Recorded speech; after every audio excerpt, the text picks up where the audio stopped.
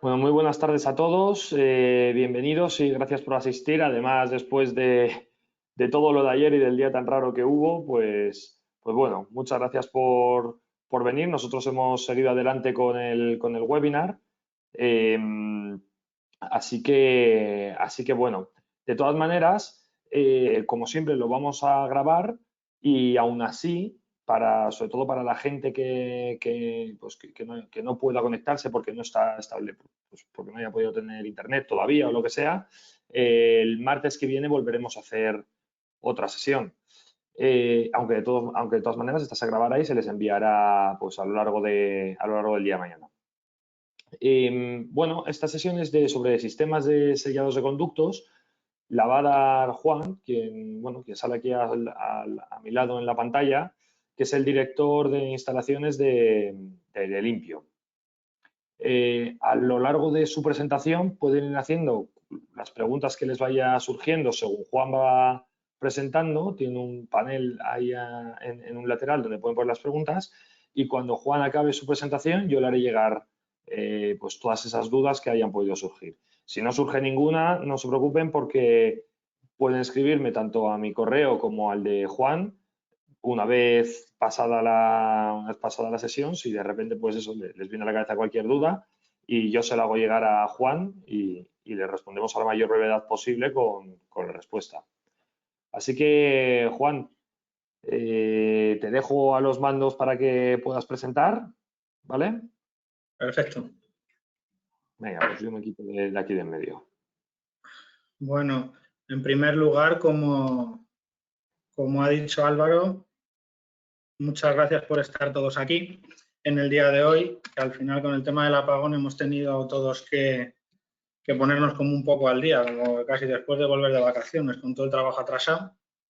Y, y hoy, bueno, venía a comentaros, a tratar el tema de la estanqueidad en los conductos y su importancia.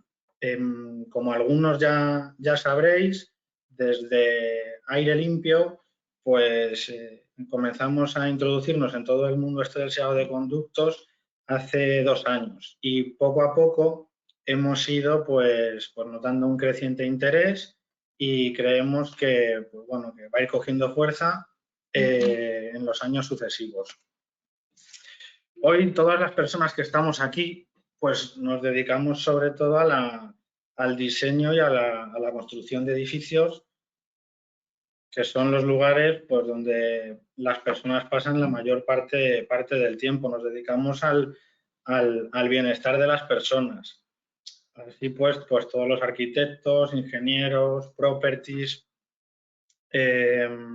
facilities que hay aquí, pues siguiendo una serie de pautas, pues llevamos a cabo pues eso, los edificios donde la gente se forma, los edificios donde la gente se recupera, los edificios donde la gente trabaja.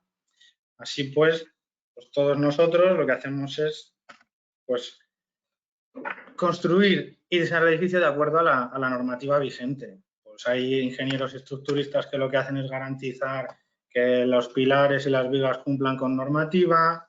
La luz que tenemos ahora en la oficina pues tiene que tener una luminosidad adecuada para que no nos afecte a la vista.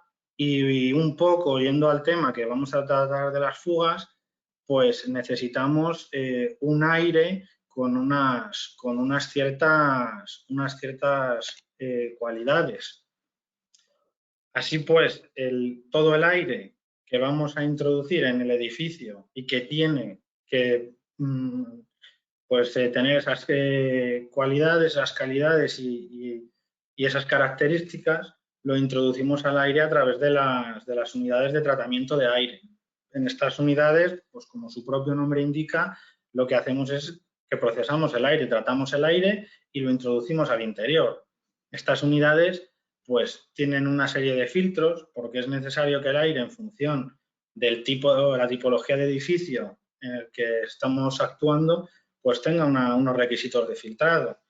No es lo mismo filtrar aire, por ejemplo, en Madrid que en ciertas zonas de Toledo, donde la calidad de aire es mejor o peor. Pues ese aire tiene que ir pues, filtrado a través de una batería de filtros, que normalmente pues, estaremos todos cansados de ver filtros F7, de carbón, los F9. En hospitales todos conocemos los filtros EPA. Asimismo, ese aire que se filtra pues tiene que estar a unas temperaturas de, pues en verano, como podéis ver en la tabla, 23-25 grados, en invierno 21-23, unas temperaturas pues, que sean pues, las adecuadas para el ser humano. Y tenemos que ese aire también se humecta, en función de la zona, pues tenemos que tirar más de humectadores o deshumectadores para no tener problemas en el edificio. Todo este aire que procesamos a través de la UTA, pues básicamente la cantidad se selecciona en función del número de personas que van a encontrarse en el edificio, ¿vale? Entonces, si por ejemplo tenemos un hospital pues con 100 personas, pues nos iremos a la tabla de caudales del método de la calidad indirecto y seleccionaremos los 20 litros segundo por persona. Por ejemplo, en un edificio de oficinas donde tengamos una ocupación de 1.350 personas, pues necesitaremos procesar 60.750 metros cúbicos hora. Y en función de la cantidad y la tipología del edificio, pues tendremos que seleccionar una cantidad de unidades de tratamiento de aire con un determinado caudal. Así pues, todo ese aire que procesamos en lo que es la unidad de tratamiento de aire, tenemos que garantizar que llegue a las zonas de donde van a actuar, donde van a trabajar las personas o a recuperarse. En este caso, en esta plantilla que estamos viendo, pues se trataría con un edificio de oficinas con 2 UTAs, pues lo que sería una de ellas, pues como podéis ver, conductos azules de impulsión y rojos de retorno. Lo que hacemos es que introducimos el aire limpio, filtrado, humectado y climatizado y lo distribuimos a las siguientes zonas de oficinas. En este caso, hemos colocado 9 espacios en el que cada uno tendrían que llegar unos 3.375 metros cúbicos hora. Y es importante que todo ese aire llegue al final, porque el confort del usuario va a depender de ello. También es importante que el aire que extraemos, ¿vale? que extraemos por la red de conductos de color rojo, pues es importante que también llegue en su totalidad a la unidad de tratamiento de aire, porque estas unidades de tratamiento de aire tienen un recuperador de calor y es importante que llegue toda la cantidad de aire que necesita el recuperador para que se lleve a cabo la correcta recuperación de la energía y funcione el recuperador en condiciones óptimas. Así pues, ¿en qué nos influye la estanqueidad en conductos? Si no tenemos una red de conductos estanca, vamos a tener una serie de fugas. Y las fugas, las cosas que producen es, 1, el incumplimiento de normativa, eso es lo primero, incumplimos RITE, penalizamos la eficiencia energética y al penalizar la eficiencia energética, pues básicamente, por resumir un poco, lo que hacemos es pues despilfarrar toda la energía que tiene un coste económico generalmente elevado, pues estamos un poco gastando energía pues sin ton ni son. Y no contribuimos a pues, todo el tema de la taxonomía verde, a la normativa que viene desde Europa para reducir las emisiones de carbono. Así pues, las fugas de aire se producen en las uniones, en los codos, en las uniones entre compuertas y conductos, compuertas que no sellen bien, partes deterioradas de los mismos, y lo que hacen estas fugas es, como he comentado, la pérdida económica. A mí me gusta mucho ilustrarlo con la foto del conducto con fugas que salen los billetes. Al final le estamos pagando para calentar o para enfriar aire que no va a ningún lado. Así pues, para que no suceda esto, RITE lo que expone en su normativa es que todos los conductos, bueno, RITE hace referencia a la norma UNE 1507, oye, lo que hay que hacer es, tenemos que hacer un ensayo de los conductos de resistencia y de estanquidad. El ensayo de estanquidad está confinado a las instalaciones del fabricante de conductos. pero el ensayo de estanquidad hay que hacerlo en obra, porque obviamente el fabricante de conducto te dice mi conducto es estanco, pero cuando unes dos partes de conducto, todo eso hay que sellarlo de una determinada manera, pues para conseguir que el conducto esté de acuerdo a lo que estipula la norma. Así pues, la norma lo que estipula es, como podéis ver en la tabla, en esta tabla, es que en función de la clasificación del conducto puede ya tener una serie de pérdidas, ¿vale? La clasificación A o ATC5 es la menos restrictiva y la más restrictiva es la D o ATC2. Entonces, en función de la tipología del edificio, los proyectistas determinan qué límite de estanquidad quieren para sus conductos. Así pues es normal pues tener una estanquidad en verticales de edificios de oficinas de entre B y C. En hospitales, en quirófanos es normal pues llevar una estanquidad a TC2. Entonces, para determinar qué estanquidad es la que vamos a tener, cuál es nuestro límite de fuga, lo que hacemos es irnos a la fuga, ¿vale? Si, por ejemplo, tenemos un edificio que los conductos que nos piden son ATC4, pues tenemos que ir a la formulita de 0,009 por la presión de ensayo elevada a 0,65 y la tenemos que hacer a 500 pascales en negativa y 400 en positiva. En el cuadrito de la derecha podéis ver que el límite de fuga de una bajante de 60 por 40 centímetros y 25 metros de altura es de 92 metros cúbicos hora. Y en un hospital que tiene un tramo de conducto de 85 metros cuadrados, ATC2, 17,38 metros cúbicos hora. Disminuye mucho de ATC2 a ATC3. Y porque en los hospitales es verdad que el tema de la presión positiva negativa, pues ya sabéis que es muy importante cumplir con una serie de renovaciones hora y garantizar en muchos casos que la presión sea positiva y no, pues el aire no salga por lugares que no debe, no entre por lugares que no debe. Y volviendo un poco al caso que hemos comentado al principio del edificio de 60.000 750 metros cúbicos hora para 1.350 personas, pues si os fijáis, tenemos dos UTAs de 30.500, lo que son 4 verticales de impulsión y 4 de retorno. Pues hemos supuesto que el conducto de aporte de aire es de 800 por 600 milímetros de sección y una longitud de 50 metros.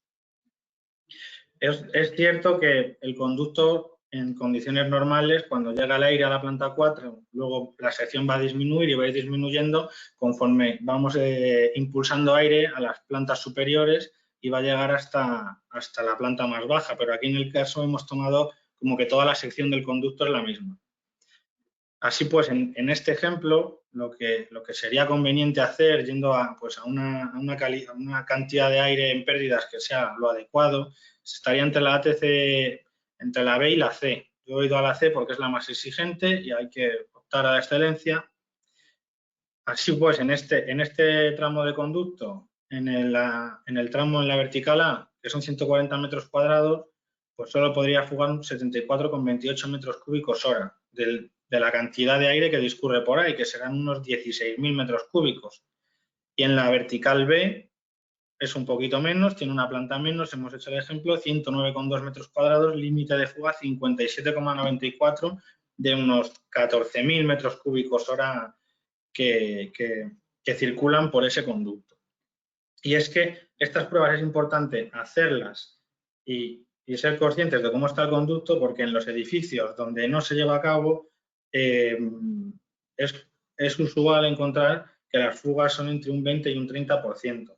Nosotros llevamos, como he dicho, 2 años acudiendo a instalaciones y en las instalaciones que tienen problemas, estas pruebas muchas veces no han oído hablar de ellas y tienen unas fugas que asustan, la verdad. Y todas estas fugas, pues, tanto en conductos de impulsión como en conductos de retorno, implican, pues cosas como que pues no cumplimos la norma, que eso, bueno, al final es verdad que dices, bueno, no cumplo la norma, vale, pero los costes también se incrementan los costes energéticos y al final a todos los properties y los facilities yo creo que pues lo que les interesa es tener un edificio que el coste energético del edificio sea lo más bajo posible. Y luego pues nos encontramos con tema de que pues, hay disconfort térmico, hay niveles altos de CO2, en quirófanos no se realizan las renovaciones. Entonces todo esto lo que produce es que pues, los ventiladores además trabajan a unas condiciones que no son las de diseño, trabajan pues a muchas más revoluciones y eso también es mayor desgaste para el motor y todo esto es un mayor consumo energético. Entonces, sabiendo todo esto, ¿cómo podemos nosotros determinar las fugas que tenemos en una instalación? Porque claro, es muy fácil hablar y decir, hombre, pues bueno, no, yo creo que tengo fugas y la gente, bueno, lo sabe porque pues alguien se queja de que, oye, es que hace mucho calor, oye, estoy impulsando en la UTA y ¿cómo puede ser que tenga en este quirófano esta temperatura? O cómo puede ser que aquí estoy midiendo en el conducto en la planta baja y estoy midiendo y me da que el aire que llega son solo 1000 metros cúbicos cuando tendría que tener 2500.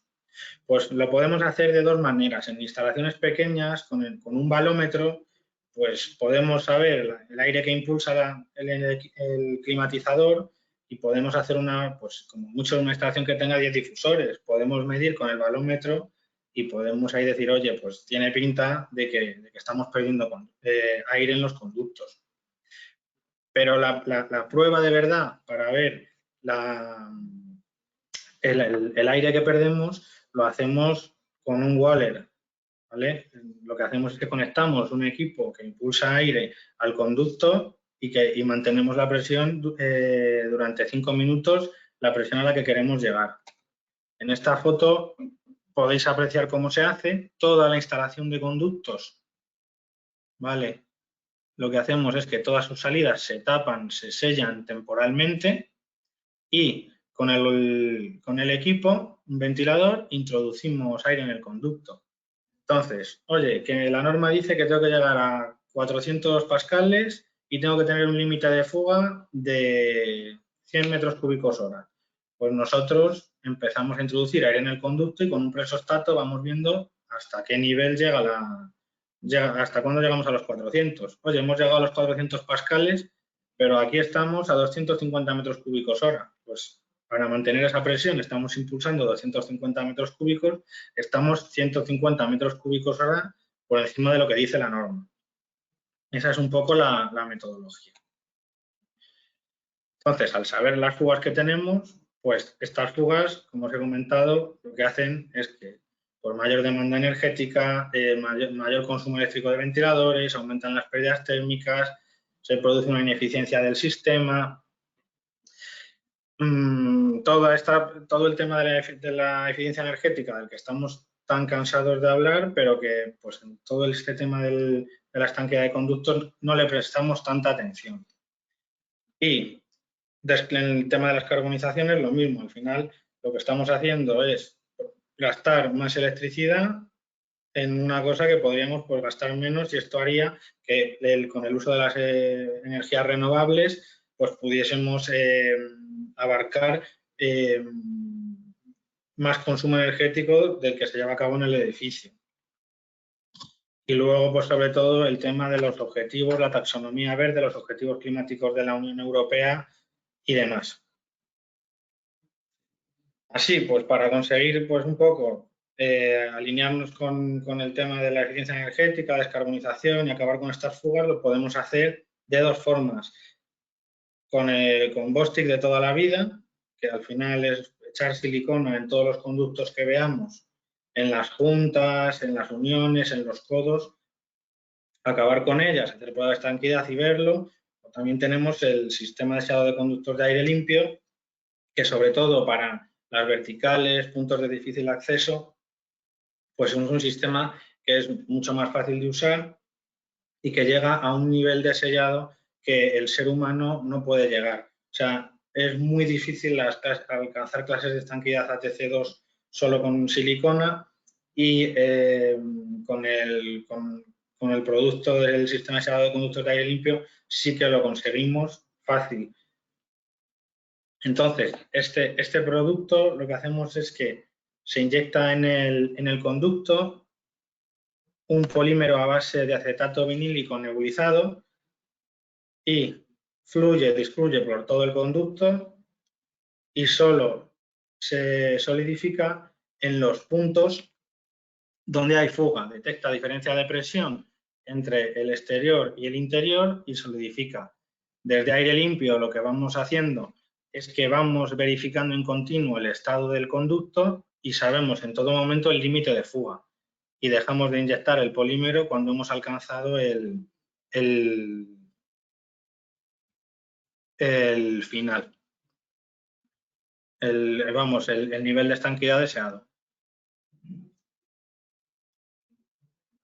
Y para finalizar, pues hemos puesto lo que supondría en esta instalación de 2 frutas de 60.500 metros cúbicos hora.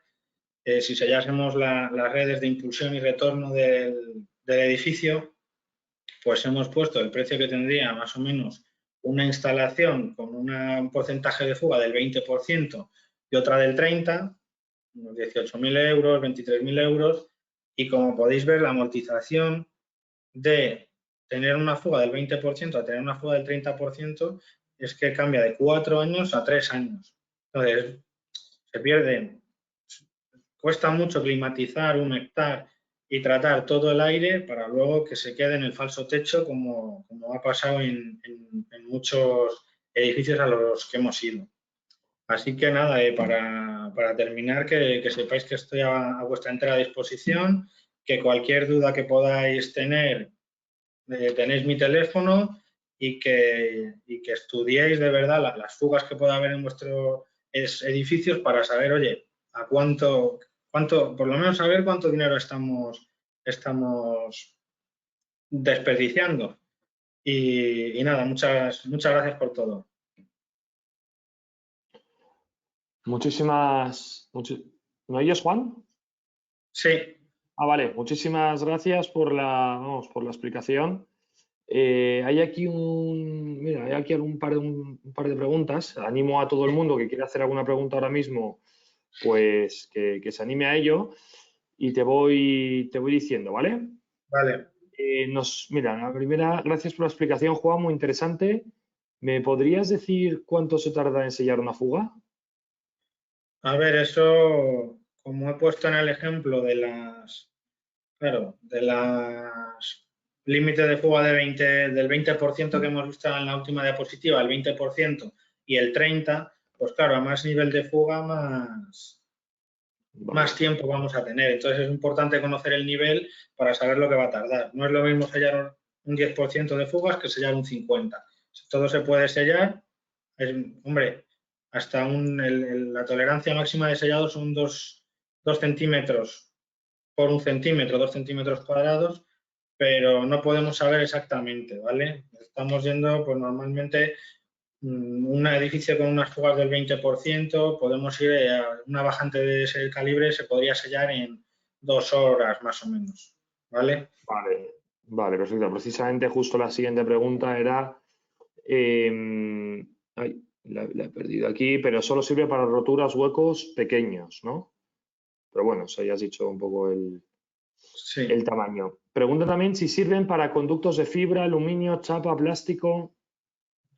Vale, para conductos de Promat sirve, para conductos de plástico también, y para conductos de fibra solo sirven si el conducto no ha sido perforado con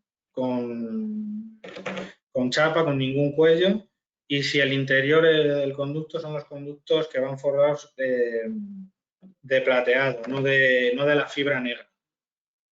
Vale. Bueno, preguntan aquí por qué motivo aparecen las fugas. Vale, a ver, esto es interesante, a ver. Pues en primer lugar puede ser por el tipo de unión que haya en los conductos. La unión habitual, a mí la que pues es la unión con Bridamethum, esa unión hay que hacerla con un burlete y además hay que utilizar Bostik, Entonces puede aparecer porque directamente no se utiliza ni burlete ni Bostik. O también puede aparecer porque el conducto vaya envainado en lugar de con brida METU. El conducto envainado suele presentar mayor fuga que METU y puede aparecer pues porque haya prisas en obra. Muchas veces, pues, oye, necesitamos tirar toda esta vertical a tal día y la gente va muy rápido, pues aparece la fuga. Oye, que es que está dando el conducto contra una pared encajonado por dos lados. Pues ahí sellar con el ser humano va a ser difícil hacerlo.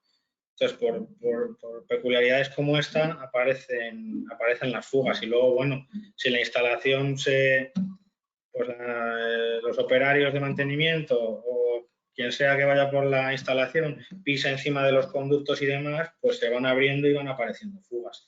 Pero es muy importante en obra verificar el estado de los conductos. Muchas veces, no, se han instalado conductos nuevos, entonces están bien. No, hay que verlo porque la diferencia entre utilizar burlete y Bostik y no utilizar nada, pues es tener fugas o no tenerlas. Y es muy importante hacer las pruebas también porque desafortunadamente hay veces que hay tramos de conducto que no se han unido con otros. Entonces, por lo menos para llevar un control y que garantice que está todo como está y que luego el cliente final no tenga problemas, que digan, oye, es que no nos llega aire. Entonces es importante tener en cuenta todo esto. Vale, perfecto. ¿Estos polímeros qué composición química tienen? No sé si esto lo sabes, Juan, Este o lo polímero podemos... Bueno, adelante. hay que enviarlo, a ver, pero es acetato de vinilo. Vale, ¿Vale? ¿puede ocasionar algún problema? ¿Cómo? Pone aquí, puede ocasionar problemas en cuanto a TVOC. Disculpen, pero no sé lo que es. No, a ver, el producto no va, o sea, cuando realizas el sellado, siempre va a ser en un momento en el que, claro, si todo el polímero nosotros trabajamos y hay una fuga muy grande y aparece en una oficina y se llena toda la oficina de polímero, pues claro, puede aparecer problemas que hay que limpiarlo. Pero nosotros, por nuestra experiencia y el grado de conocimiento que tenemos, nuestro equipo ya sabe dónde tenemos que colocarnos y cómo tenemos que gestionar para que no ocurra ningún problema. Entonces, el producto tampoco es nocivo y cuando, sobre todo en instalaciones nuevas, pues lo que sucede es que el producto queda circulando por dentro del conducto, también en las instalaciones existentes, y luego lo que hacemos es que para que el producto solo salga y se recoja, lo dejamos salir solo por el lado donde estamos nosotros y lo recogemos para que no genere ningún problema. Vale, y pregunta aquí también qué coste aproximado tiene la aplicación del producto. Eso depende de Yo lo que recomiendo es que si alguien está interesado en un caso, que nos lo exponga, porque no es lo mismo sellar 4 verticales que 2, que el límite de estanquidad, pues que la fuga sea de un 5% o de un 50%, que el servicio haya que aplicarlo en fin de semana o en horario de lunes a viernes. Entonces yo recomiendo que nos pongamos en contacto siempre, que es como hacemos normalmente, explicamos un poco cómo cómo actuaríamos en su caso particular y veríamos. Vale, vale, pues o bien nos dejan sus datos o directamente nos mandan pues el problema que tienen por vía mail y vamos, o me lo manda a mí y yo se lo voy a llegar a Juan o a Juan directamente. Perfecto. Mira, otra pregunta más es, ¿cómo sabéis el tamaño de la rotura, daño del conducto? Porque si no se sabe, puede ser que empecéis a insuflar el sellador y si el hueco es grande no selle y no sea efectivo el sistema. Pues, a ver, por eso siempre hacemos siempre hacemos antes de realizar el servicio una prueba de estanquidad. Entonces, al hacer la prueba de estanquidad, nosotros ya vamos a conocer el estado del conducto. Si tengo un conducto en el que hago una prueba de estanquidad y no coge presión, pues directamente no insuflamos el producto. Y normalmente todas las personas, la gente que nos llama para realizar el servicio, ya saben un poco cómo es tu instalación y qué problemas tienen. Entonces hacemos eso, prueba de estanqueidad inicial. Si hay algo que nos chirría, pues comentamos con cliente y cuando estamos totalmente seguros, realizamos la inyección de polímero y una vez esté todo sellado, volvemos a hacer otra prueba, otro certificado de estanqueidad para entregar al cliente. Vale. Perfecto. Mira, preguntan también, pero no se sabe si hay muchos daños o es uno único. Y si encima el techo es fijo, ¿cómo se hace ahora? No se puede saber nada. ¿Cómo? A ver, pero no se sabe si hay muchos daños o es uno único. Y si encima el techo es fijo, ¿cómo se hace ahora? No se puede saber nada. Está mal formulado, pero bueno, Bueno, entiendo a que... ver, al final eso nosotros por nuestra experiencia lo sabemos. Normalmente son la suma de todas las uniones el problema que tiene. Al realizar el sellado vas monitorizando en continuo cómo disminuye la fuga. Si tenemos una fuga muy grande, nosotros vamos a sellar y vamos a estar 10 minutos o 15 minutos sellando y no va a pasar nada. Entonces, si pasa eso, es que la fuga es muy grande y que está en un punto al que no se puede llegar. Entonces, ahí Vale. tendríamos que utilizar cámaras y demás, ¿vale? Pero como es de todas las instalaciones que hemos llevado a cabo, siempre hemos dado con el problema. Y vamos, diría que casi siempre la gente con la que estamos en la instalación, los propios técnicos de mantenimiento, ya saben dónde puede haber un problema. De hecho, empezamos a sellar y decimos, oye, aquí tenemos, y ellos pues, saben un poco, saben la zona y demás. ¿Qué pasa? Que sí, que es verdad, pues llegar a un sitio, pues bueno, pero si tienes un conducto que está en un techo que no es registrable, que no se puede sellar y demás, pues claro, la solución teníamos que llegar después de hacer esto es abrir el techo, romperlo, meter una cámara que tenemos y buscar la fuga. Y la veríamos si habría que bajar el tramo de conducto o poner una chapa o poner un tramo de conducto nuevo. Vale, perfecto. Perfecto, pues Juan, vamos a dejarlo aquí. Muchísimas gracias.